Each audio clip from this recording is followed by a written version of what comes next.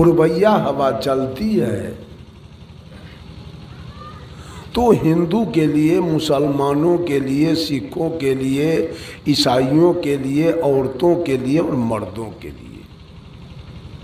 और पछिया हवा चलती है तो सबके लिए, बारिश होती है तो सबके लिए, रात्रि होती है तो सबके लिए, सुबह होता है तो सबके लिए, भूकंप आता है तो सबके लिए, और ठनका गिरता है तो सबके लिए, पत्थर गिरता है तो सबके लिए, अतिवृष्टि होती है तो सबके लिए, अनावृष्टि होती है तो सबके लिए, ऋतु परिवर्तन होता है तो सबके लिए, सबके खेत में अन्न उपजता है, फल उपजता है, और सबके दरवाजे पर के गाय भैंस दूध देती है, और सबका जन्म भी हुआ एक प्रकार से, चाहे वो हिंदू हो, मुसलमान हो, सिख हो, ईसाई हो, सब लोग अपने माँ के गर्भ में 9 महीना रहे हैं और सब लोग माँ के गर्भ से बाहर आए हैं। ये नियम भी प्रकृति की एक रंग है, और मरेंगे भी एक ही रंग से, चाहे हिंदू हो, मुसलमान हो, सिख ईसाई हो, सब मरेंगे भी, वहां भी नियम एक प्रकार का होगा। प्रकृति में हम लोग इंसान बन के आए थे, न कोई टीकी लेके आया था सीखा, और न कोई सुन्नत करा के आया था, न कोई पंच कटार करा के आया था, और न कोई बतिस्मा करा के आया था। कोई नियम नहीं था। सारे लोग इंसान, साहब कबीर ने कहा, हंसा तू तो सबल था,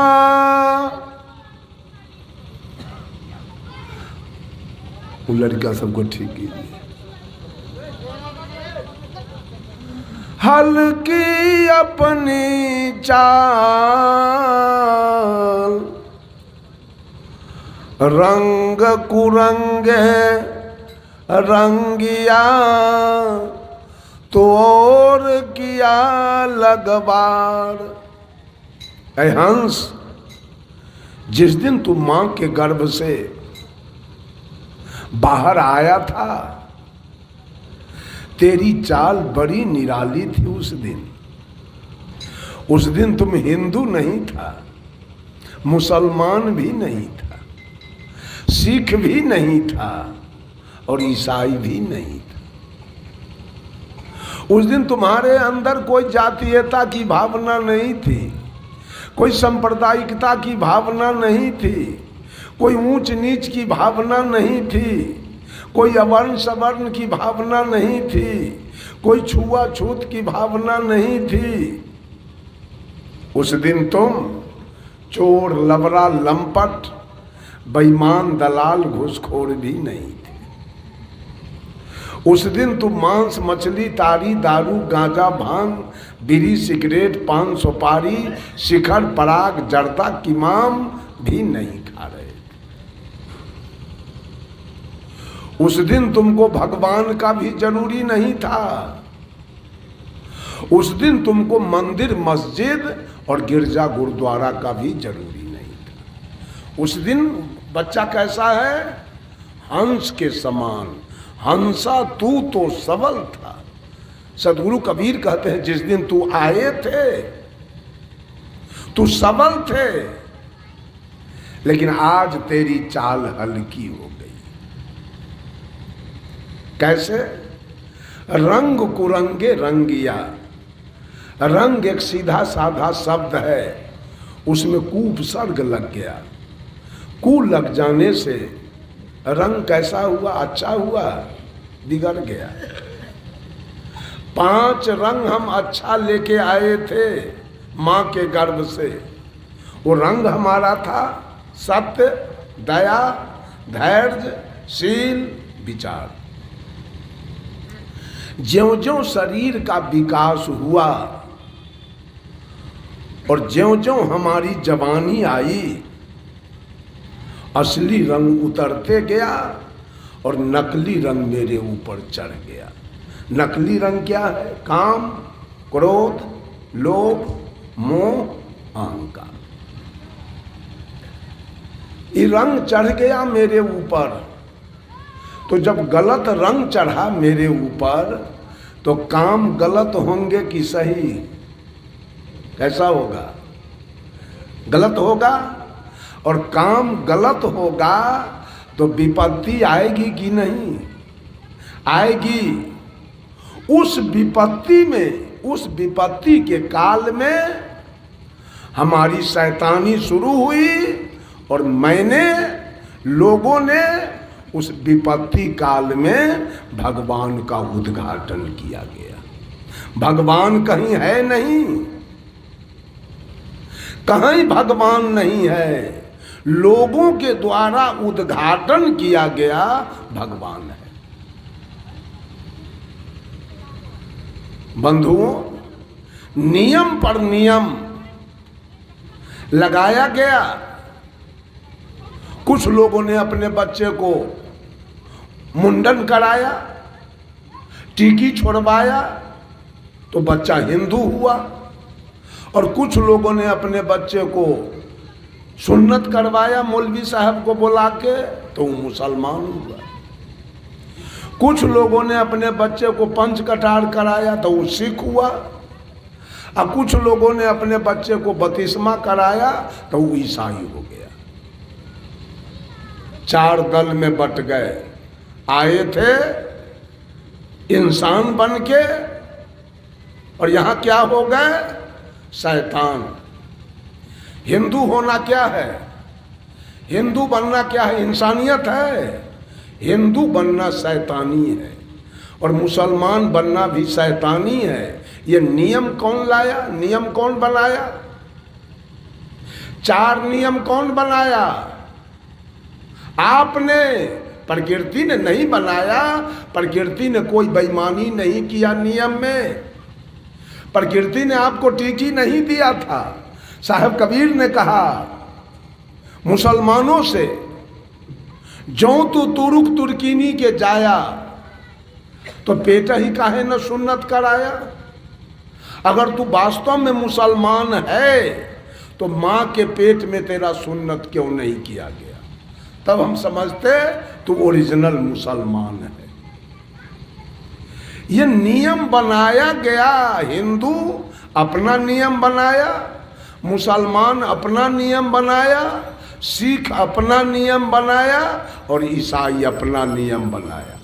हिंदू का नियम है होली, दिवाली, छठ, चकचंदा, सावनी घड़ी, जितिया, करवा चौथ, तीज, कर्मा धर्मा, महाविष्णु जग, महारुद्र जग, सतचंडी जग, सत्यनारायण व्रत कथा।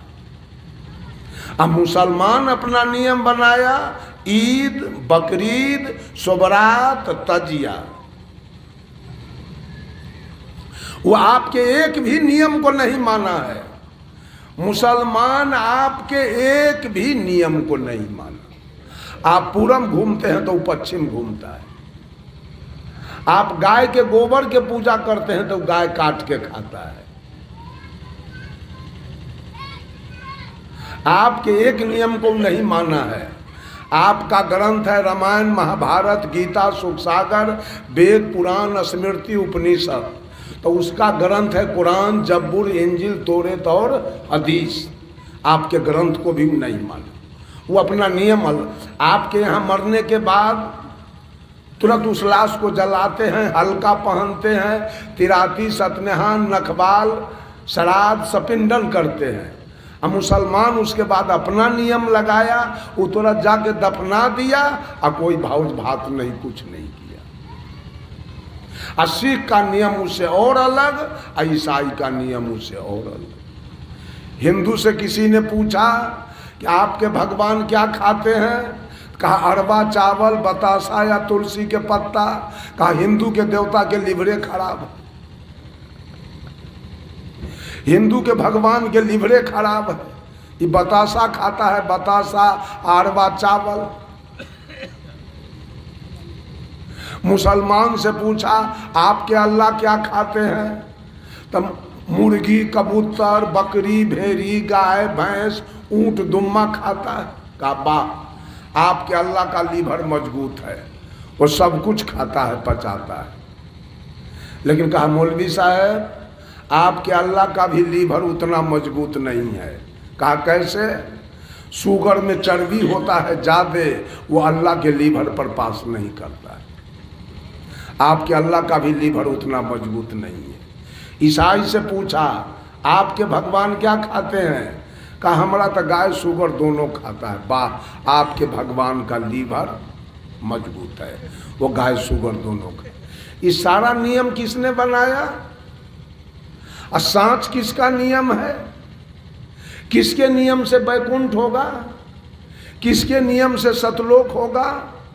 किसके नियम से जन्नत होगा? किसके नियम से बेटा बेटी होगा? किसके नियम से पारा पारी होगा? किसके नियम से बाछा बाछी होगा? किसके नियम से खेती बाड़ी होगी? किसके नियम से बिजनेस व्यापार होगा? किसके नियम से नौकरी चाकरी मिलेगी? किसके नियम से पढ़ाई लिखाई होगा? कौन नियम सच्चा है? ये चारों में सच्चा नियम कौन है? कौन सतलोक जाएगा? कौन जन्नत में जाएगा? कौन बैकुंठ जाएगा? कौन स्वर्ग में जाएगा? किसके नियम को माना जाए? ये चारों नियम में गड़बड़ी है। सदगुरु कबीर ने कह दिया पक्षा पक्षी के कारणे सब जग रहा भुलान, निरपक्ष होके जो भजे सो ही संत सुजान। कबीर ने चारों का विरोध किया और नहीं तो चारों का सपोर्ट किया। चारों में जो अच्छाई है उसका सपोर्ट सदगुरु कबीर करते हैं, और चारों में जो बुराई है उसका खिलाफ करते हैं सदगुरु कबीर। उतना ही नहीं, ये तो चार नियम पूरे विश्व के अंदर मैंने बताया। एक हिंदू धर्म में नियम देखा जाए, रामानंदी का नियम अलग है,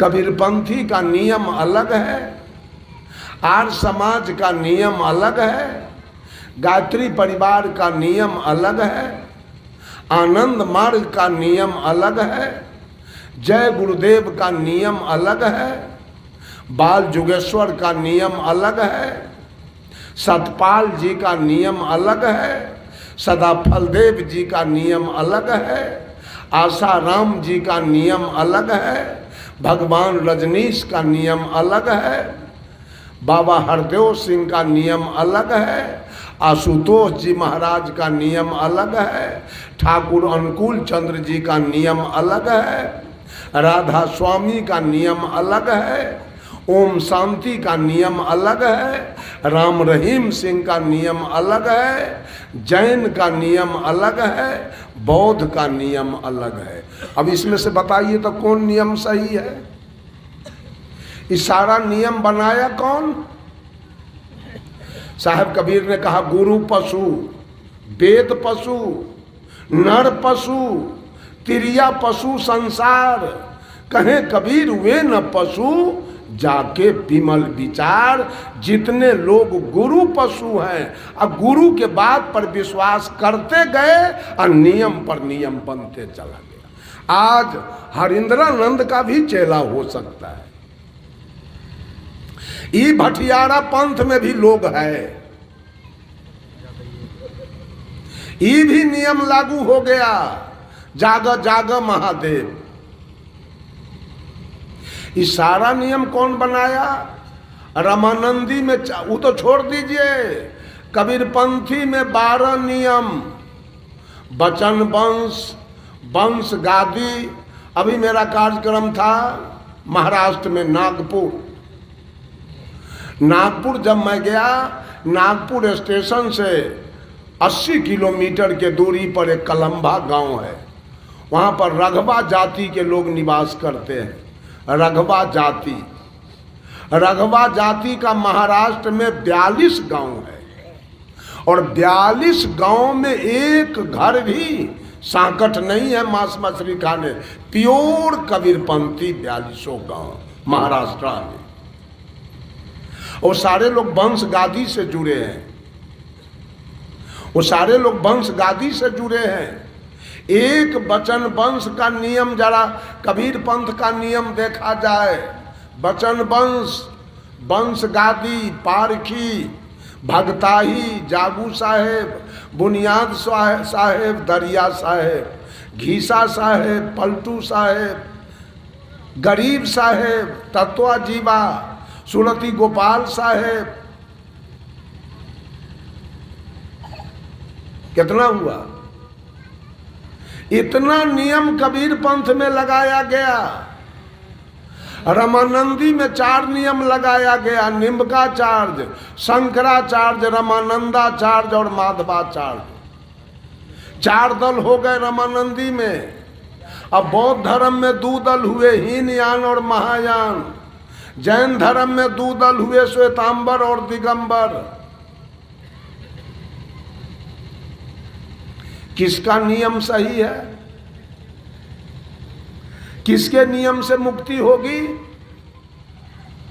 किसके नियम से मेरे जीवन में सुख शांति आएगा? विचार किया गया कहीं से?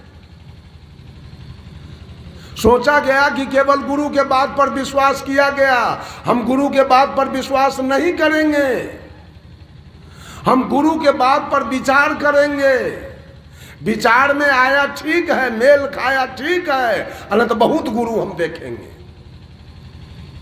ऐसे गुरु के पीछे हम नहीं रह सकते हैं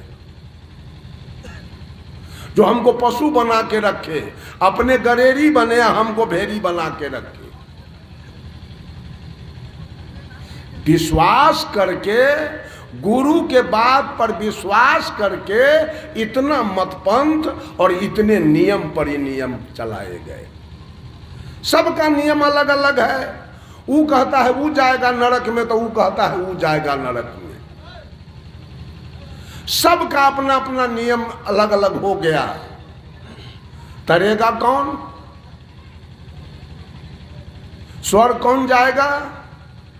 साहेब कबीर स्वर को एक सिरे से खारिज करते हैं। नरतू पार उतर कहाँ जई हो, जाओगे कहाँ?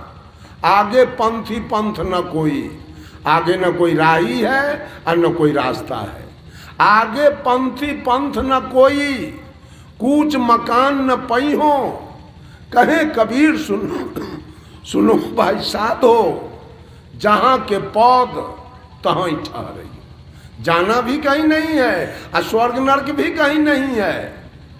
और जरा नियम देखा जाए, मुसलमान का नियम अलग, सिख का नियम अलग, ईसाई का नियम अलग, पारसी का नियम अलग, यहूदी का नियम अलग, हिंदू का नियम अलग, रामानंदी का अलग, कबीरपंथी का अलग। और जय गुरुदेव बाल जुगेश्वर आनंद मार्ग गायत्री परिवार सबका, जब माननीय दयानंद सरस्वती जी वेद को शोध करके आर्य समाज पंथ उन्होंने निकाला, जाति पात का विरोध किया, मूर्ति पूजा का विरोध करके जब आर्य समाज पंथ निकाला, तो हिंदू समाज में मूर्ति पूजा की विशेषता है, लोगों के दिल से जाता नहीं है। आज कबीरपंथी लोग भी मूर्ति मंच पर लगाते हैं, चूँकि अनादिकाल से बैठा हुआ है मूर्ति का पूजा, वो हृदय से जा नहीं रहा है। तो मूर्ति का पूजा किया जा रहा है। बंधुओं, समस्या है कैसे हमारा कल्याण होगा। सब लोग दिग्भ्रमित हो रहे हैं, वास्तविकता कहीं दिखाई नहीं दे रहा है। और वास्तविकता की चर्चा वास्तविकता की चर्चा सदगुरु कबीर किए। सबका होका लीजिए साचा शब्द निहार,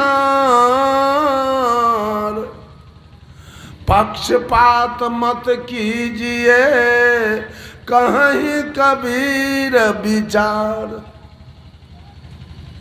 साचा शब्द जहां मिल जाए वहां से ले लीजिए और चुपचाप रास्ता पकड़ के निकल जाइए। और झूठा शब्द जितना हो उसको वहीं पर छोड़ दीजिए, एक भी मत लीजिए, एक भी झूठा शब्द मत लीजिए। तो सांच क्या है? ये चर्चा मैं कहां का कर रहा हूं ये भी सुन लीजिए। चर्चा रामचरितमानस की है। काग जी और गरुड़ जी का संवाद है। काग जी ने गरुड़ जी ने काग जी से पूछा है। तो काग जी ने गरुड़ जी को समझाया है कि गरुड़ जी नियम से मुक्ति नहीं होती। आज सारे लोग नियम में फंसे हैं। इतना बोझ के इतना मिनट में गंगा स्नान है, अब उतना में अगर नहीं हुआ गंगा स्नान तो ये कोई चुटकी पुण्य नहीं होगा, सब बह गया, खत्म हो गया।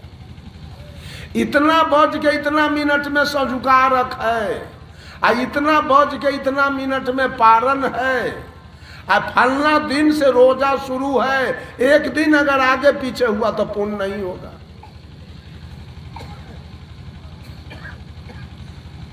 अगर रास्ता चलने के समय कहीं कोई तेली मिल गया तो जतरा खत्म है, जतरा बिगड़ गया। कहीं बकरी छींक दिया तो और चौपट, कहीं खैलिया धैला कोई दिखा दिया तो बुझिए, चलते समय कहीं बिल्ली इस पार से उस पार हो गई तो जतरा बेकार है। एको गो मियाँ बिलाई के देख के नहीं रुकता, चलते रहता है, ओकर जतरा ठीक है, हिंदू के बिगड़ गया। साहब जी कह रहे थे कि एक दिन हम जा रहे थे पूर्णिया जंक्शन गाड़ी पकड़ने, नहीं रामपुर तिलक से जानकी नगर, तो गाड़ी हाँकने वाला बहलमान था, वो हमको कहता है साहब जी घूम जाइए, आज गाड़ी नहीं मिलेगी। अरे क्या हुआ जो गाड़ी ना मिलेगी? वो आगे में बिलट सा है खड़ा, जतरा बिगड़ गया। हम कहे बेवकूफ कहाँ के तईने, उसके खड़ा रहने से गाड़ी नहीं मिलेगी, चलो ले चलो गाड़ी। और जब 10 डेग आगे गया तो कहता है साहब जी गाड़ी मिल जाएगी, जतरा बन गया। क्या हुआ? तब बिलट सा के दांत देख लिए।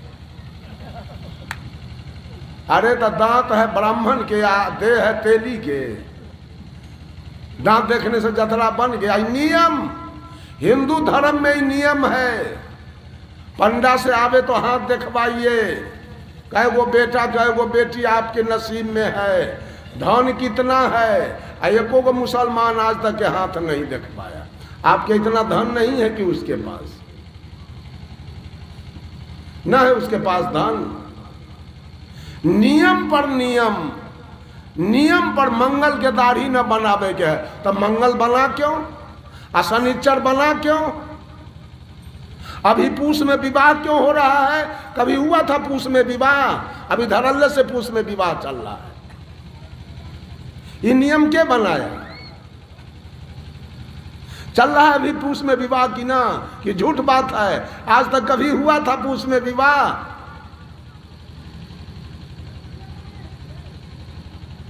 सहरसा में मधेपुरा स्टेशन से आगे एक बुधमा स्टेशन है, उसके बगल में भदौल एक गांव है।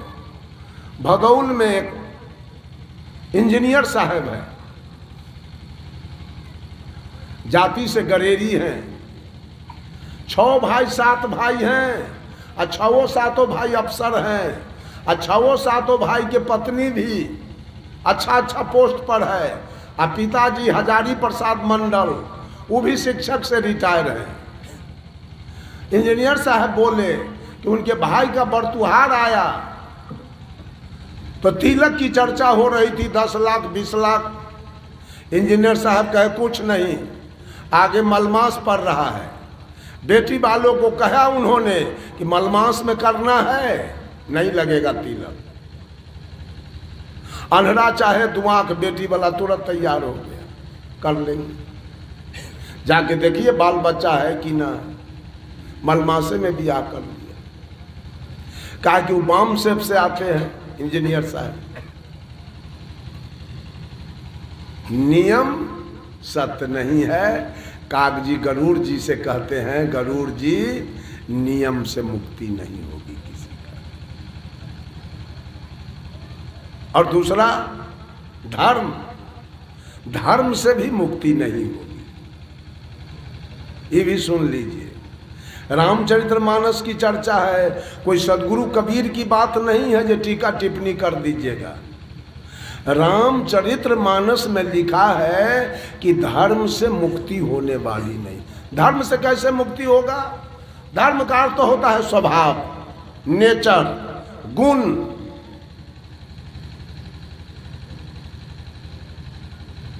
जैसे गाय का स्वभाव है घास खाना, अब बाघ का स्वभाव है मांस खाना, बगुला का स्वभाव है मछली खाना, गिद्ध का स्वभाव है मांस खाना, अब भौरा का स्वभाव है फूल का पराग लेना। उसी तरह से आपका स्वभाव है भात रोटी खाना, दूध दही घृत मक्खन मलाई खाना।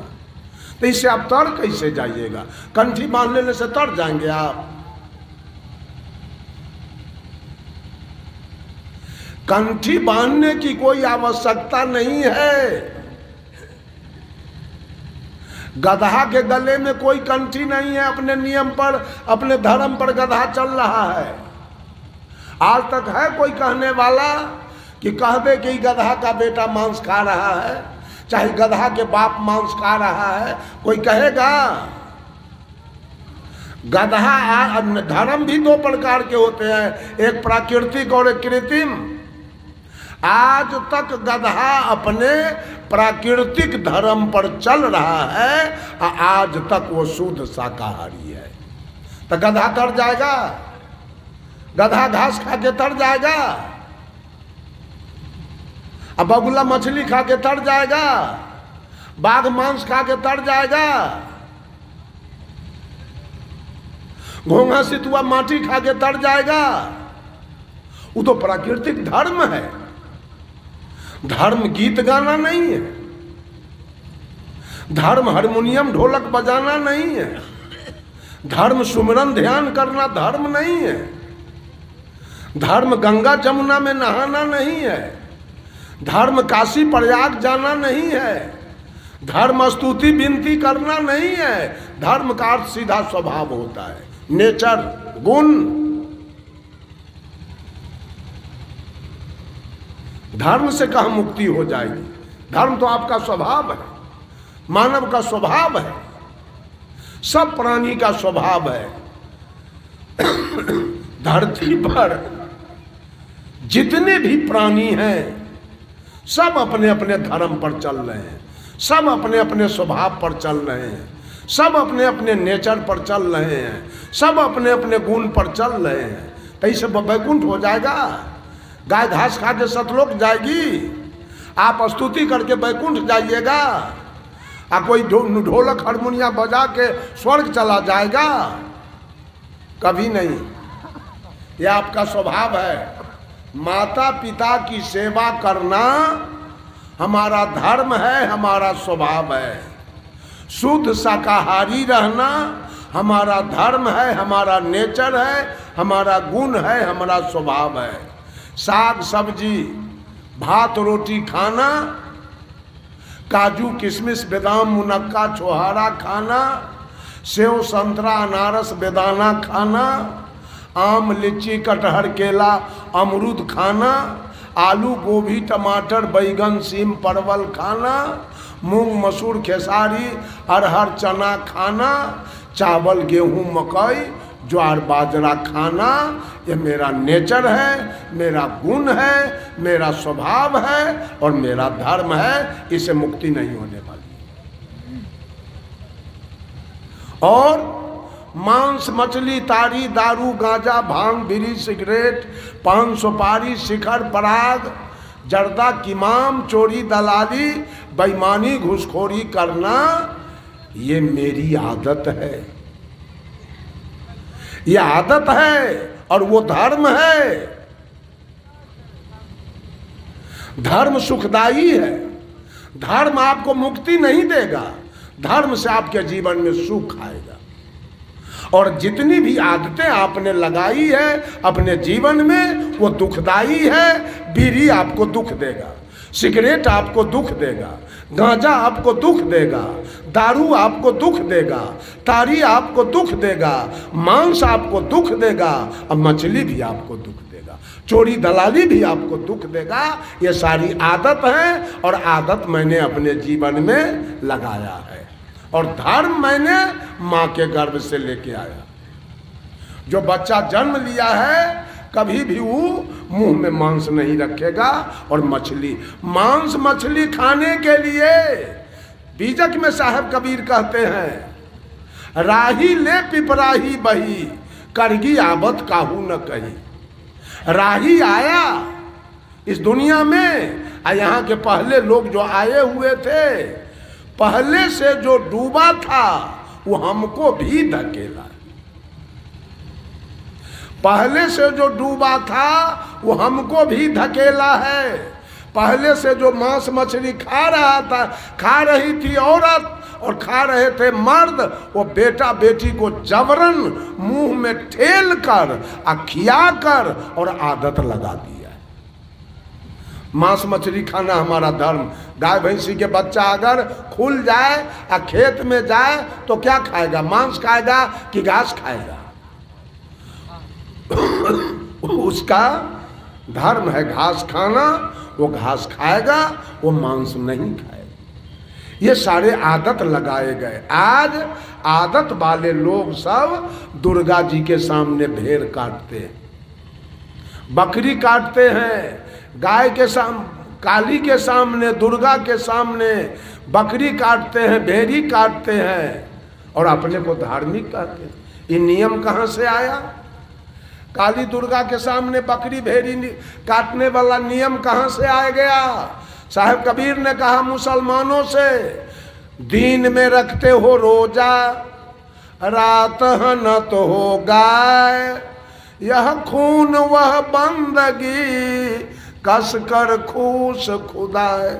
मौलवी साहब, दिन भर अन्न नहीं खाते हो, पानी नहीं पीते हो, और ज्यों सूर्यास्त हुआ तो कोई बकरी काटते हो, कोई गाय काटते हो, कोई ऊंट काटते हो, कोई दुम्मा काटते हो। एक तरफ इबादत करते हो, एक तरफ खून की नदी बहाते हो। अल्लाह खुश होगा? मान लिया जाए, आप ही की बात को मान लिया जाए कि दुनिया को बनाने वाला, दुनिया का मालिक कोई है, इसको मान लिया जाए। तो अगर दुनिया को बनाने वाला कोई मालिक है तो पूरे सृष्टि के जितने जीव जंतु हैं उसी के पुत्र होंगे ना पुत्री, उसी के द्वारा न रचना सबका किया गया। तो किसी के बेटा को कत्ल कीजिएगा तो उसका पिताजी आपसे दोस्ती करेगा? अगर है कोई मालिक एक, कबीर ने तो खारिज कर दिया इस बात को, स्पष्ट कह दिया एक कहो तो है नहीं। बोलिए आप लोग भगवान कितने हैं? भगवान कितने हैं? कोई डरे न बोल रहा है सुतरेगा कि न सुतरेगा। कितने हैं? एक है। कहाँ मिले थे? देखे थे कहाँ? झूठ बोलते हैं बाबाजी होके? ना बाबाजी सब झूठ बोलता है। कहाँ मिला? परमात्मा कॉलेज में मिला था कि हॉस्पिटल में कि बरियात में देख लिए, कि चौसा ब्लॉक पर मिल गया कि जिला में मिला? कहाँ मिला? एक कह दिया, उंगली ऊपर उठा दिए, एक है।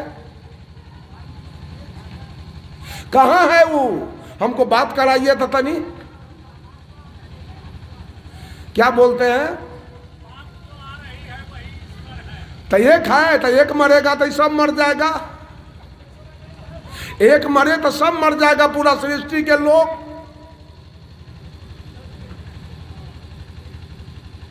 अगर आप किसी कॉलेज में जाइए, किसी हाई स्कूल में जाइए और कहिए वहां जाकर कि इसमें से एक लड़का कलेक्टर बनेगा, और लड़का से कपार फोड़ देगा कि छोड़ देगा? बोलिए बोलिए, कपार फोड़ेगा कि छोड़ देगा? कैसे जान गए कि एक लड़का इसमें से कलेक्टर बनेगा और कोई न बनेगा? कैसे आप समझ गए भगवान एक है? अगर भगवान एक है तो वो अरबा चावल खाता है कि गाय? अब जवाब लाइए। भगवान एक है सो बतासा खाता है कि गाय कि सुगर? तीनों में से क्या खाता है वो? उसको क्या पसंद है? वो पूरब घूमने वाले से खुश है कि पश्चिम घूमने वाले से? वो मंदिर जाने वाले से खुश है कि मस्जिद जाने वाले से? बोलिए ना, अब झूठ फूस मत बोलिए। वो एक कहीं नहीं है। भगवान को आप एक भी नहीं कह सकते हैं, दो भी नहीं कह सकते हैं, 10 भी नहीं कह सकते हैं, 20 भी नहीं कह सकते हैं, लाख भी नहीं कह सकते हैं, और करोड़ भी नहीं कह सकते। एक कहो तो है नहीं, और दूजा कहो तो गारी है, जैसा रहे पुनि तैसा कहीं कबीर बिचारी। वो न एक है, न दो है, न 5 है, न 10 है, न लाख है, न करोड़ है।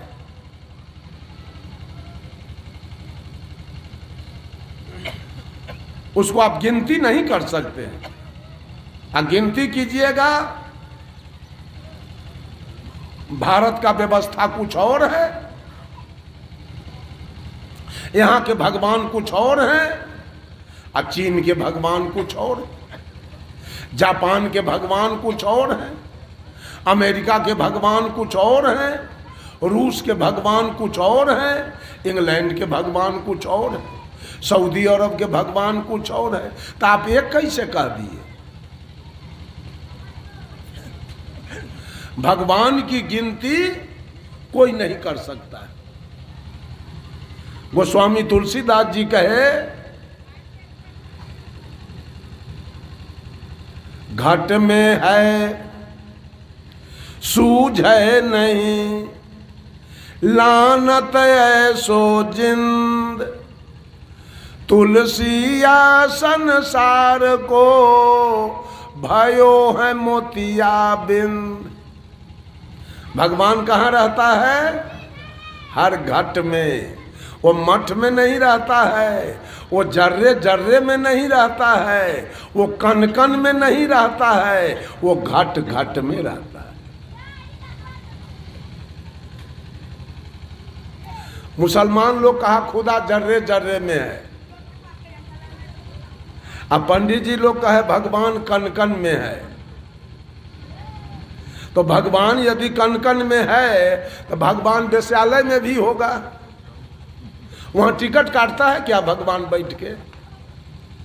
और जहां कसैया गाय भैंसी काटता है वहां भी भगवान होगा, और जहां मछली बिक रही है वहां भी भगवान होगा, और जहाँ दारू की भट्टी चल रही है वहाँ भी भगवान होगा, और जहाँ तारी के दुकान है वहाँ भी भगवान होगा, और जहाँ घुसखोरी चल रहा है, दलाली चल रहा है वहाँ भी भगवान।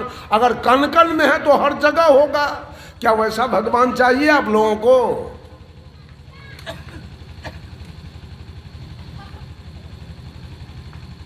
एक बात और जान लीजिए, घट घट में भी भगवान नहीं है, घट घट में भी नहीं है। अब घट घट में होता तो जो आदमी बीड़ी पी रहा है वहाँ भगवान है, जो सिगरेट पी रहा है वहाँ भगवान है, जो दलाली खा रहा है वहाँ भगवान है, जो घूस खा रहा है वहाँ भगवान है, जो तारी पी रहा है वहाँ भगवान है, जो मांस खा रहा है वहाँ भगवान है। नहीं, घट घट में भी नहीं है। कबीर साहब कहते हैं, करनी करे सो पुत्र हमारा, कथनी कथय सो नाती, रहनी रहे सो गुरु हमारा, हम रहनी के साथी। जो मंच पर केवल कथनी करे, आकाश पताल की बात करे, करनी उसके पास कुछ न हो, खाली गलत काम करे। अब मंच पर 4-4 घंटा प्रवचन दे दे, बीड़ी पिए, सिगरेट पिए, दलाली खाए, घूस खाए, सिगरेट पिए। साहब कबीर कहते हैं ये मेरा नाती है। ऐसे लोगों को साहब कबीर ने, जो केवल कथनी करता है, उसको साहब कबीर ने नाती कह के संबोधित किया। नाना और नाती का जो रिश्ता है वो दूर है कि निकट? नाना नाती का रिश्ता दूर है। नाती होता है बेटी के बेटा, नाना से उसका रिश्ता दूर है। बेटी के बेटा है नाती, रिश्ता दूर है। सदगुरु कबीर कहते हैं जो मंच पर केवल कथनी करता है उससे रिश्ता मेरा दूर है, वो मेरा नाती है। और करनी करे सो पुत्र हमारा। अब जो चलता है, करता है, करके दिखाता है, बोलता कम है करता ज्यादा है, वो मेरा बेटा है और उससे मेरा खून का रिश्ता है, खून का संबंध है। करनी करे सो पुत्र हमारा, कथनी कथे सो नाती, और रहनी रहे सो गुरु हमारा। और जो कथनी करनी दोनों से ऊपर उठ गया, अर्थात जो रहनी में आ गया, positive degree, comparative degree and superlative degree. डिग्रियां 3 होती है और पोजीशन 3 है, गुड, बेटर, बेस्ट। गुड माने अच्छा, बेटर माने उससे अच्छा, और बेस्ट माने सबसे अच्छा। आप मांस, मछली, तारी, दारू, गांजा, भांग सब कुछ खा रहे थे और इसी तरह सत्संग चल रहा था। संत जी मन से बोल रहे थे, मांस खाना, मछली खाना, तारी, दारू, गांजा, भांग, बीड़ी, सिगरेट खाना यह अध्यात्म के विरुद्ध है और मानव के स्वास्थ्य के भी विरुद्ध है, इसको नहीं खाना चाहिए। तो आपने खाना छोड़ दिया। खाना छोड़ दिया तो नफा हुआ कि नुकसान? दुर्व्यसन खाना छोड़ दिए तो नफा हुआ कि नुकसान? नफा हुआ। अब आपको डिग्री मिल गई, अब आप हो गए पॉजिटिव डिग्री एंड गुड, और प्राणी से आप अच्छे हो गए। अब आप हो गए पापात्मा नहीं रह गए, अब आप हो गए जीवात्मा एज ए पॉजिटिव डिग्री। उसके बाद गए सदगुरु के शरण में, दीक्षा लिया, सारा चोरी, दलाली, बेईमानी, हत्या, बलात्कार छोड़ दिया। तो नफा हुआ कि नुकसान? नफा हुआ और डिग्री आपकी आगे बढ़ गई। अब आप हो गए कंपैरेटिव डिग्री एंड बेटर, उससे भी अच्छा। अब आप हो गए महात्मा। क्या थे? पापात्मा। अब उसमें सुधार किए तो क्या हुए? जीवात्मा। अब उसमें सुधार किए तो क्या हुए? महात्मा।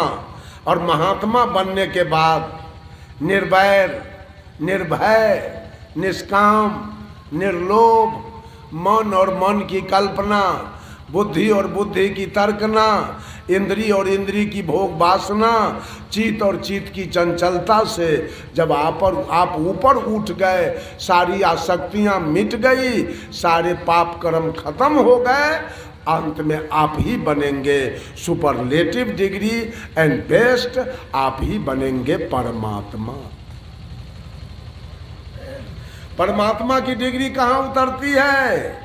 कलेक्टर की डिग्री कहाँ उतरती है? विद्यार्थी पर। और परमात्मा की डिग्री कहाँ उतरती है? आत्मा पर। यही आत्मा पाप कर्म कर रहा है तो पापात्मा है। यही किसी का घर फूंक दिया, किसी का प्रतिष्ठा लूट लिया, किसी का मर्डर कर दिया, तो इसी को आप कहते हैं दुष्ट आत्मा है। इसी को लोग कहते हैं दुष्ट आत्मा है। यही मांस खाया, मछली खाया, चोरी दलाली किया तो आप कहते हैं पापात्मा है। यही आत्मा किसी के बेटी के विवाह में मदद कर दिया, कोई बीमार था इलाज करा दिया, कहीं स्कूल कॉलेज यूनिवर्सिटी बनवा दिया, तो आप कहते हैं धर्मात्मा है। और यही आत्मा जब सुमरन में लग गया, ध्यान में लग गया, साधना में लग गया, भजन में लग गया, कीर्तन में लग गया, तो आप इसी आत्मा को कहते हैं महात्मा है। और यही आत्मा सारे पाप कर्मों से ऊपर उठ गया, तो इसी आत्मा को हम अंत में परमात्मा कहते हैं।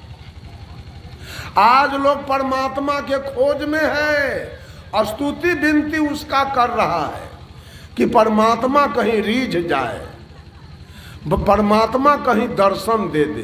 कोई आदमी पाए हैं दर्शन?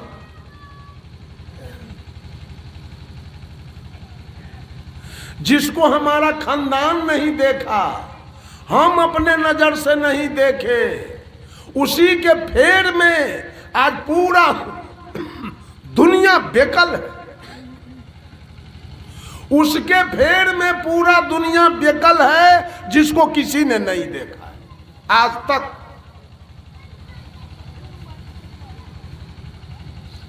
एक मुसलमान से मैंने पूछा, बड़ा मोटा तगड़ा दिख रहे हैं, दूसरा के मांस खा के, दूसरा के देह के मांस खा के मांस खूब फुलाए हैं।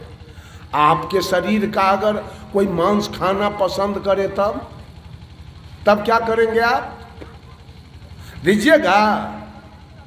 चुप्पे हमारे निकट से निकल गया हो। धर्म करते हैं, धर्म। अल्लाह को साहब कबीर कहे, खोजे अल्लाह के नगरिया जन्म के फूहरी, जन्म के फूहरी हो, जन्म के फूहरी, खोजे अल्लाह के नगरिया जन्म के फूहरी। पांचों वक्त नमाज गुजारे, राखे 300 रोजा। पांचों वक्त नमाज गुजारे, राखे 300 रोजा। घट के अंदर खुदा बसत है, तिनको कभी न खोजा। घट में छाई है अंधियरिया, जन्म के फूहरी। कलमा पढ़े रहीम पुकारे, दिल में रहम न लाई। घट के अंदर नूर बसत है, तिनकर खबर न पाई। पर गए माया के लहरिया, जन्म के फूहरी। रे हाथ में हजरत कदम रसूले, नैन में नबी बिराजे। हाथ में हजरत कदम रसूले, नैन में नबी बिराजे। मन मक्का काया है कावा, सिर पर अनहद बाजे। खोल के देखना केवरिया, जन्म के फूहरी। खोजे अल्लाह के नगरिया। मुसलमान सभी अल्लाह के खोज में है, और हिंदू भी भगवान के खोज में है, और सिख भी खोज में है, ईसाई भी खोज में है। चारों खोज में लगा हुआ है। मिला किसको? चारों में से किसको मिला भगवान? बंधुओं, सदगुरु कबीर कहते हैं, कह सदगुरु कबीर बिना कोई कहा न शब्द ठिकाने का। कह सदगुरु कबीर बिना कोई कहा न शब्द ठिकाने का। कोई लीला 24 अवतारन का, कोई कहता तीर्थ कराने का, कोई देवल कोई पीपल पूजा, कोई कहता भक्ति कराने का, कोई कहता कुछ न करना, रसना राम रटाने का। कह सदगुरु कबीर बिना कोई कहा न शब्द ठिकाने का। कोई कहा 24 अवतार के पूजा कीजिए, नाम का जाप कीजिए, सतलोक हो जाएगा, बैकुंठ हो जाएगा, स्वर्ग हो जाएगा। 24 अवतार में 10 अवतार है भगवान का मुख और 14 अवतार है उप, दोनों मिला के भगवान का 24 अवतार बताया गया है।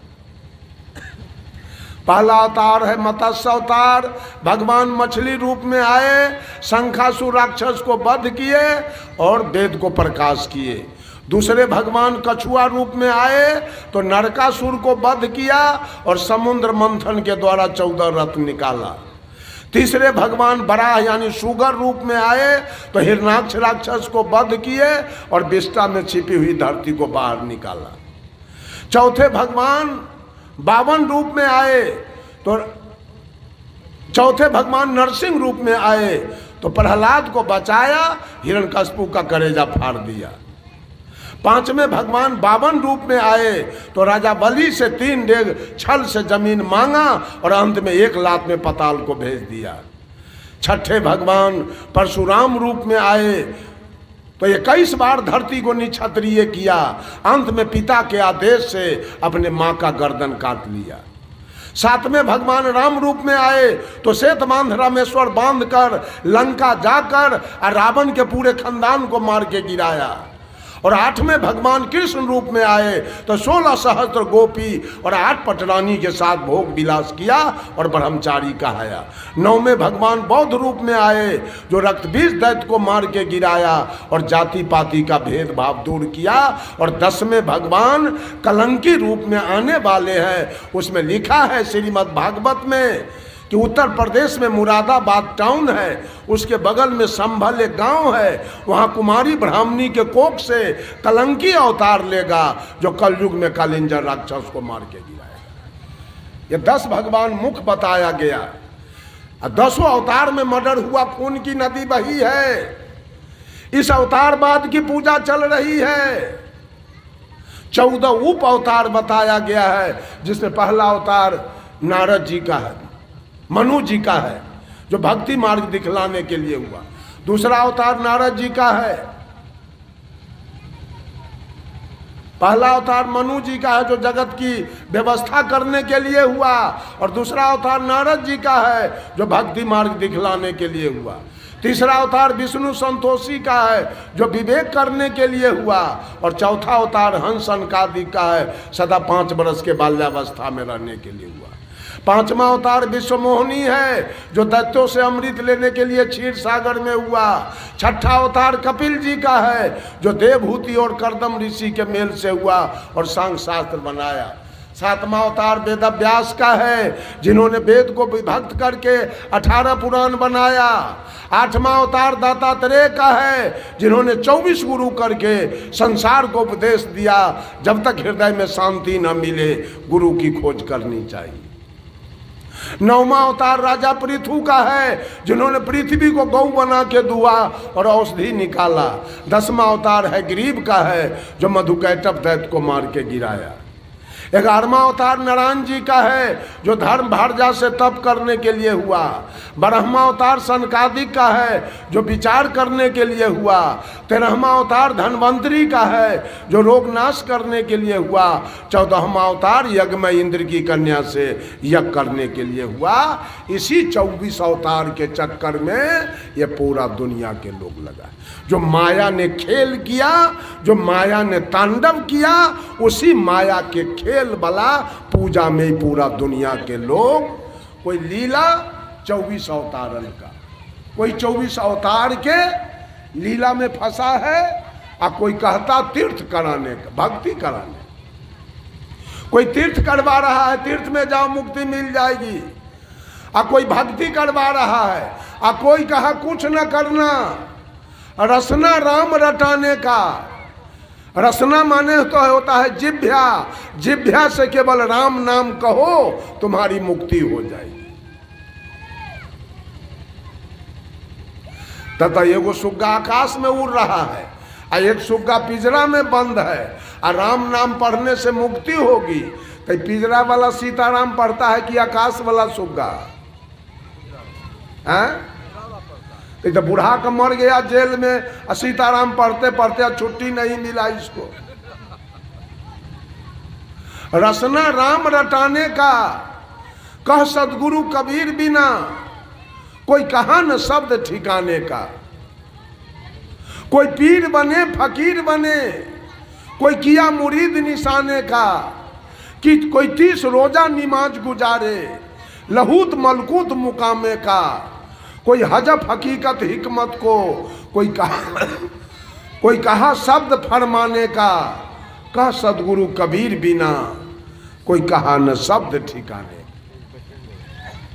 कोई अमर औलिया पीर पैगंबर गौस कुतुब कहवाने का, कोई मलंग कोई बने कलंदर, भेष किया सब खाने का।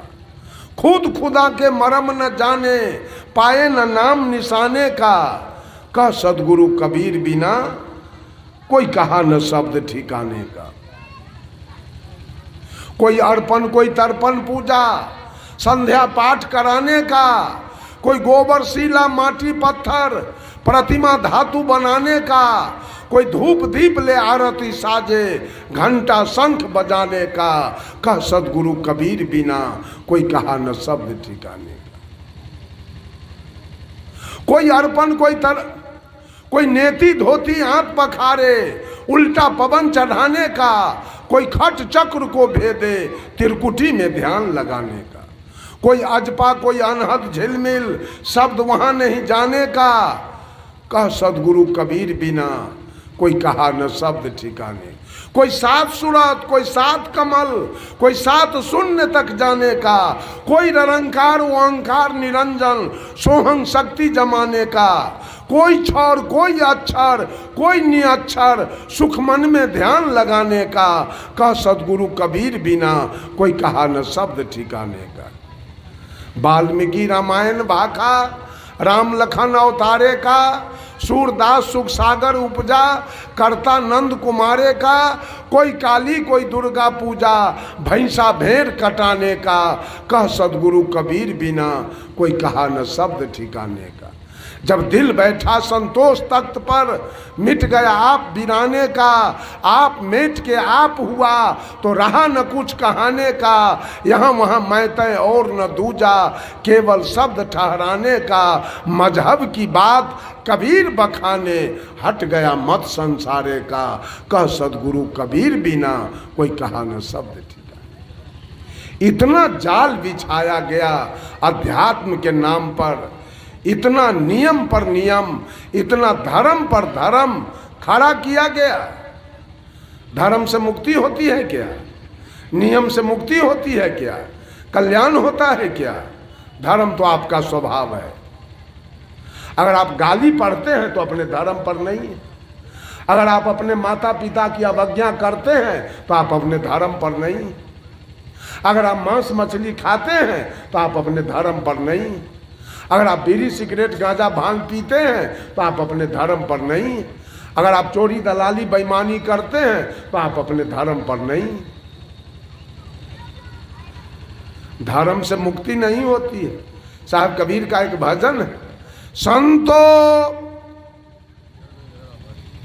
सो निज देश हमारा हो, संतो सो निज देश हमारा। जहाँ जाए जीव फिर नहीं आवे, भवसागर के धारा। उस लोक की विशेषता क्या है? कहा अरे 5 तत्व, ऐसे बहुत भजन है, एक कड़ी मैं बताता हूं। 5 तत्व गुण 3 तहाँ नहीं, नहीं वहां सृष्टि पसारा। धर्म अधर्म तहाँ कछु नहीं। जहां न धर्म हो न अधर्म हो वो देश मेरा है। धर्म अधर्म तहाँ कछु नहीं, पाप पुण्य विस्तारा। आज सारे दुनिया के लोग, हिंदू हो या मुसलमान, सिख हो या ईसाई, सब लोग पाप पुण्य के दुकानदारी में भिड़ा हुआ है। सब है पाप पुण्य के दुकानदारी में। कल्याण का मार्ग कहीं नहीं है, केवल पाप पुण्य की दुकानदारी चल रही है। छठ क्या है? पुण्य की दुकानदारी। जितिया क्या है? विश्वकर्मा पूजा क्या है? पुण्य की दुकानदारी। करवा चौथ क्या है? कर्मा धर्मा क्या है? गंगा स्नान क्या है? बैजनाथ धाम क्या है? वैष्णो देवी क्या है? पुण्य की दुकानदारी चल रही है।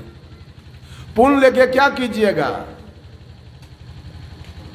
ऐ पुण्य करने वाले, पुण्य करने वाले के मन में कुछ आकांक्षा है कि हे भगवान, आपका मैंने हाथ उठाया है, एगो पोता हमको दीजिएगा।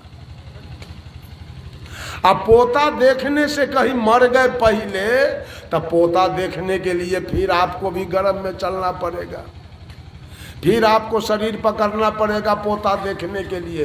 तो स्वर्ग गए कि नरक गए? पाप पुण्य के दुकानदारी में रहने वाले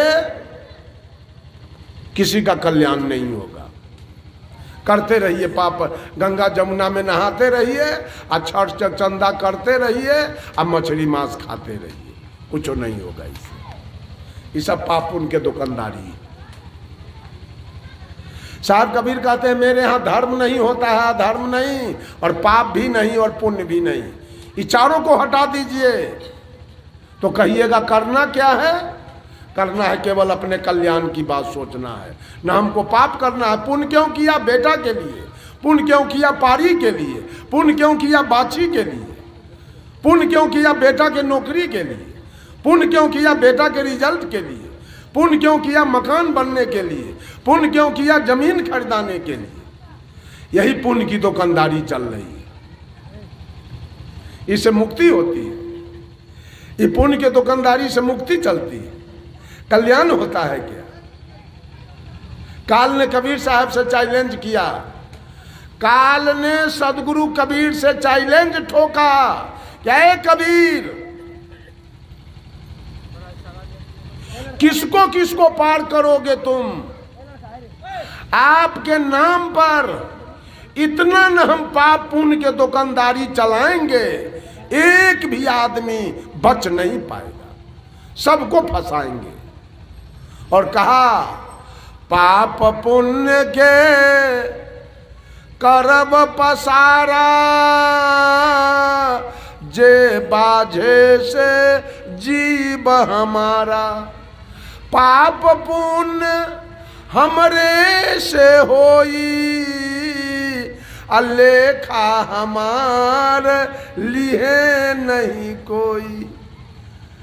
आज दर्जन के दर्जन गाय कट रही है, भैंस कट रही है, ऊंट कट रहा है, दुम्मा कट रहा है, बकरी कट रही है, भेड़ी कट रही है, मुर्गा कट रही है, कबूतर कट रहा है कोई देखने वाला? ही पाप पुण्य के दुकानदारी के, यही दुकानदारी चल रही है। कल्याण का मार्ग कहीं दिखाई नहीं दे रहा। सब लोग हैं दुकानदारी में। एक आदमी था जिसका उम्र 50 बरस का था। अब बेचारा के जो पत्नी थी उसे बाल बच्चा नहीं हुआ, तो एक दूसरा शादी किया। दूसरा किया तो ओकरों से नहीं हुआ बाल बच्चा। अब दोनों सौतीन में इतना बैर चले रात दिन, इतना झगड़ा लड़ाई, जो उसका पति तो बेचारा तबाह हो गया दोनों के लड़ाई से। एक मित्र था उसका, कहा मित्र कुछ पैसा हमको दो कि हम चले जाएं कहीं बाहर, अब हम नहीं रहेंगे यहाँ। कहा क्या हुआ? दोनों पत्नी के लड़ाई से अब हमारा जी उब गया, अब मैं मर जाऊंगा चिंता से। कहा दोस्त जाओगे पंजाब, फिर तो घूम के यहीं आओगे, अरे ऐसा उपाय लगाओ कि सदा के लिए झगड़े खत्म हो जाए, जाने से कोई फायदा तो नहीं होगा। कहा तो क्या करे बोलो। एक गांव के बगल में, जहां से गांव खत्म हो गया है घर, उसके बगल में 2-4 कट्ठा जमीन खरीदो और उसमें एक मकान बनाओ, एक पत्नी को यहाँ रख दो और एक रहेगी पुरना घरारी पर, दोनों में दूरी बन जाएगी, झगड़ा लड़ाई बंद हो जाएगा। कहा ठीक। जमीन खरीदाया, मकान बना, बड़की रह गई पुरना घरारी पर और छोटकी आ गई नयका घरारी पर। गई तो दोनों 2 जगह, लेकिन गांव के औरत सब सुइया डोरा करना बंद नहीं किया। ओकरो कुछ जाके सिखावे या एकरो सिखावे, या तो यहे चल जाए ओकरा यहाँ, न तो वहे चल आवे एकरा यहाँ। कपड़ फोड़ौल बंद नहीं हुआ। घर तो हो गया 2 जगह, लेकिन झगड़ा बंद नहीं हुआ। तई बेचारा आतंक आ गया। कहा दोस्त अब दो रुपया, अब नहीं हुआ झगड़ा बंद, अब हम नहीं रहेंगे।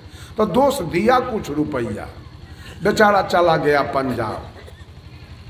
पंजाब से कभी आने का भी इच्छा करता था, तो झगड़ा लड़ाई याद आवे, अब बेचारा प्रोग्राम कैंसिल करते करते 12 बरस समय बीत गया। 12 बरस नहीं आया पंजाब से। माघ का महीना उतर रहा था, अब फागुन का महीना चढ़ रहा था। इनकी बड़की पत्नी चिट्ठी लिख रही है, चिट्ठी लिख रही है पति के पास। पति देव, आपके चरण कमलों में मेरे तरफ से सादर प्रणाम, और आपके चरण की कृपा है तो मैं बिल्कुल सकुशल रहा करती हूँ। न भोजन का दुख है, न कपड़ा का दुख है, न कोई श्रृंगार के सामान का दुख है, न कोई गहना जेवर का दुख है, वह आपकी कृपा है। लेकिन 2 बातों की दुख मेरे जीवन में है कि दिन में जब सारा काम करने के बाद मैं भोजन करने के लिए बैठती हूँ तो पति देव आपका याद आता है। मैं अभी भोजन कर रही हूँ और मेरे पति कल कारखाना से काम करके अभी भूखे प्यासे आए होंगे, तो अभी भोजन बना के कौन दिया होगा। और दूसरा दुख, रात्रि में सब काम करने के बाद भोजन के पश्चात जब मैं बिछावन पर सोने के लिए जाती हूँ तो आपका याद आता है। मैं अभी सो रही हूँ और मेरे पति कल कारखाना से काम करके थके मादे आए होंगे, तो मेरे पति का भी सेवा कौन किया होगा। ये 2 दुख बड़ा सताता है। पति देव, मेरे बातों से दुख न हो तो आगे होली का दिन आ रहा है, 2-4 दिन के लिए आ जाना, दर्शन दे देना और पुनः पंजाब चला जाना। चिट्ठी लिख के लेटर बॉक्स में गिरा रही थी, गांव के कोई औरत देख लिया, अब फौरन इसके सौतीन को जाके कह दिया, देखो देखो तुम भी चिट्ठी लिखो, आगे होली का दिन आ रहा है, तुम्हारी सौतीन चिट्ठी लिखी है बड़की, ऐसा न हो कपड़ा गहना जेवर मिठाई रुपया पैसा सब उसी के यहाँ आ जाए, तुम ही लिखो। कल हो के छोटकी लिख रही है। ई कैसे लिख रही है? ऊपर में लिखती है, क्या जी 12 बरस से पंजाब में घूम रहे हो, होटल में मुर्गा भात खाते हो, सिनेमा हॉल में जाते हो, मुंह में पान चबाते हो, रोड पर गुलछर्रा खूब उड़ाते हो। कुछ याद है हमारी जिंदगी 12 बरस से कैसे कट रही है? याद रख लो। आगे फागुन का महीना आ रहा है, इसमें आपको निश्चित रूप से आना है बाय फोर्सली। और सुन लो, चिट्ठी के अंदर मैं एक सूची भेज रही हूँ। मेरे लिए साड़ी, पेटीकोट, ब्लाउज, नथिया, बाली, लॉकेट, पायल, ऐना, कंघी, टिकली, सेनूर, स्नो पाउडर, सारे श्रृंगार के सामान का नाम लिखती है। अंत में लिख रही है, याद रख लेना जिस दिन सामान लेके आओगे मैं अपने सूची से मिलाऊंगी, इस सूची का सच्ची प्रतिलिपि मेरे पास रहेगा, मैं मिलाऊंगी। एक भी सामान अगर कमी आया, एक भी सामान अगर घटिया किस्म का आया तो एक भी झाड़ू धरती पर नहीं पड़ेगा। चिट्ठी लिख दिया, चिट्ठी गया पंजाब, डाक प्यून इसके हाथ में दिया, आई बेचारा को दीने में तरेगन दिखाई देने लगा। डर के मारे डेरा से रुपया लिया, गया दुकानदार को चिट्ठी दिखाया, पढ़ लीजिए ठीक से, ऐसा न हो कि सारा झाड़ू हमरा पीठे पर लगे, ऐसा सामान मत दीजिएगा, खूब सोच समझ के सही सही सामान दे दीजिए। दुकानदार सोच समझ के सही सही सामान दिया, वहां से लाया, पॉलीथीन में बंद करके डेरा पर आके अटैची में सामान को सजाया, 2 अटैची सामान भर गया। दोनों अटैची लिया, टिकट कटाया और ट्रेन में बैठ गया, आ गया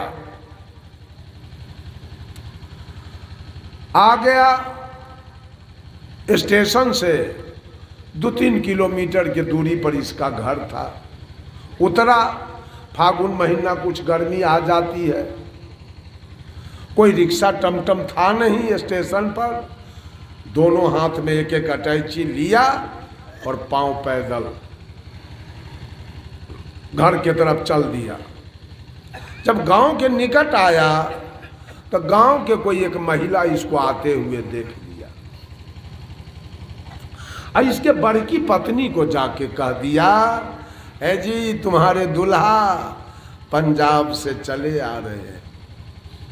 बड़की दौड़ती है, दौड़ के गई और पति देव को पैर छू के प्रणाम किया और दोनों हाथ से अटैची ले लिया।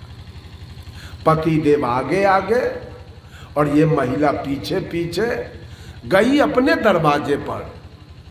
ईमानदार कितनी है बड़की, दोनों अटैची दरवाजे पर छोड़ दिया। सबसे पहले पति के लिए एक बिछावन कर दिया। पति देव बैठ गए, थाली में जल लाई, पति देव का दोनों चरण पखार दिया और पंखा लेके बैठ गई और पति से कुछ हाल चाल पूछने लगी। इतने में गांव की कोई औरत छोटकी को जाके कह दिया, जल्दी करो, दोनों अटैची है बड़की के दरवाजे पर, ऐसा ना कि दोनों लेके पार कर दे, जल्दी जाओ। आ गई छोटकी, अब दूरे से कहती है, क्या जी आ गए? तो कहा जी हाँ आ गए, जरा सूची निकालो, अब मैं भी लेके आ रही हूं, पहले सामान तो मिलाओ, राम सलाम बाद में होगा। सामान मिलाना शुरू किया, सामान तो A to Z सही था। फिर दोनों अटैची में रख लिया और छोटकी दोनों अटैची उठा लिया, अपने घर की ओर चल दिया। जब छोटकी दोनों अटैची उठाकर अपने घर की ओर चल दिया, बड़की खाली हाथ दरवाजे पर से अपने आंगन की ओर चल दिया, तो पति देव बड़की के पीछे पीछे चल दिया। गांव की औरत सब उस जगह खड़ी थी, कहती है, क्या जी यही ईमानदारी है तुम्हारी? 12 बरस पर आए हो, आगे होली का दिन आ रहा है, अब 2 पत्नी है तुम्हारे पास और 2 अटैची तुमने लाया, तो एक एक अटैची दोनों को देना चाहिए ना। कितना बेईमान हो, दोनों अटैची छोटकी को दे दिए हो, अब बड़की के पीछे खाली हाथ जा रहे हो। तो पति ने जवाब दिया, सुनो, ये जो हमारी छोटकी पत्नी है, इसको हमारे सामान से प्रेम है, सामान लेके ही जा रही है। ये जो मेरी बड़की पत्नी है, इसको हमारे जान से प्रेम है, इसलिए जान इसके साथ जा रहा है। पति बड़ा है कि समान बड़ा है? हैं? पति किसको मिला है? बड़की के ना। झांकी रही भावना जैसी, प्रभु मूर्ति तीन देखई तैसी। ये पूरा जिंदगी ये महिला पुरुष, पोता नाती, मकान दुकान, जमीन और नौकरी के भक्ति चल रहा है। पाप पुण्य की दुकानदारी चल रही है। पूरा एकदम पाप पुण्य की दुकानदारी चल रही है। इससे कल्याण कभी जीव का होने वाला नहीं। पाप पुण्य की दुकानदारी से साहब कबीर कहते हैं, धर्म या धर्म तहाँ कछु नहीं। धर्म है सोना के पिंजरा, अधर्म है लोहा के पिंजरा। पाप है लोहा के पिंजरा, अधर्म है सोना के पिंजरा। सोना के पिंजरा में अगर सुग्गा को रख दिया जाए तो सुग्गा खुशी मनाएगा।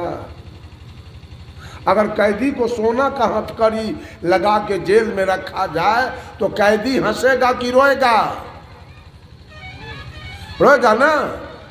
तो पुण्य है सोना के हथकड़ी और पाप है लोहा के हथकड़ी। दोनों में फंस रहे हैं, पाप में भी और पुण्य में भी, दोनों में आपका फंसाव जारी है। साहब कबीर कहते हैं वहां वो वैसा मत करो। 24 घंटा अपने दिल दिमाग में रखो कि इस शरीर लेके जो मैं आया, अब माँ के गर्भ में 9 महीना रहा, उतना कष्ट वहाँ काटा और यहाँ दुनिया में कष्ट काट रहूं। आखिरकार इस शरीर कब तक मैं पकड़ते रहूं और कब तक श्मशान जाते रहूं और कब तक गर्भ में जाते रहूं? इससे हमारी छुट्टी हो जाए, वो काम क्यों नहीं करते हो? आज बेटा बेटी के कौन दुकानदारी में फसल हो, अब पोता पोती के नाती नतनी के, ये कौन दुकानदारी है? यही सारा पाप पुण्य के दुकानदारी में। आज जिंदगी भर औरत सब पाप पुण्य के दुकानदारी करती है, अंत में रोका न बेटी गया जौरे, न दामाद गया, न नाती गया, न नतनी गया, न पोता गया, न पोती गया। सब दुकानदारी अंत में फेल, खत्म। रोते हुए अकेले यहाँ से दुनिया से चले जाए। बंधुओं, मैं कह रहा था नियम की बात और धर्म की बात। रामायण कह रहा है काग जी कि नियम से मुक्ति नहीं और धर्म से भी मुक्ति नहीं।